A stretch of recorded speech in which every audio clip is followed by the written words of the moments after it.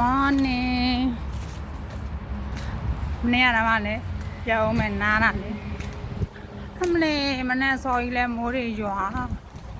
ပြီးတော့စစ်တီဟောရောက်တယ်ရောက်အောင်မိုးတွေရွာရင်းနဲ့ကားလဲစီရတယ်မိုးတွေရွာရင်းနဲ့လည်းစစ်တီဟောရောက်သွားလည်းအသွားရတယ်လူတွေကလည်းအများကြီးပဲဟိုစစ်တီဟောအထဲထဲကိုရောက်သွားပြန်တော့လည်းလူတွေကအများကြီးပဲအဲ့ဒါနဲ့သွားမယ်ပေါ့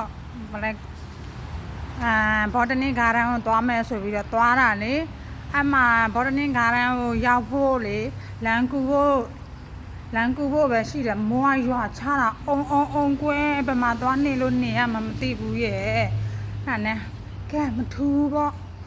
ထူးသွားမယ်ဆိုပြီးတော့ဘော်တနင်္ဂါရန်နဲ့ဟိုသွားတာအဲ့မှာနည်းနည်းတော့မိုးရေဆူတာပေါ့နော်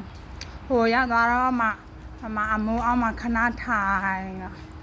ဟိုနားထိုင်ဒီနားထိုင်ပေါ့မိုးရွာနေတော့ဘယ်မှမသွားတတ်ဘူးထမင်းလည်းမစားတတ်ဘူးလေအဲ့ဒီမှာ public area ဆိုတော့ public area ဆိုပေမဲ့လည်းလေအဲ့လိုမျိုးမိုးရွာနေတော့လေမစားလို့မရ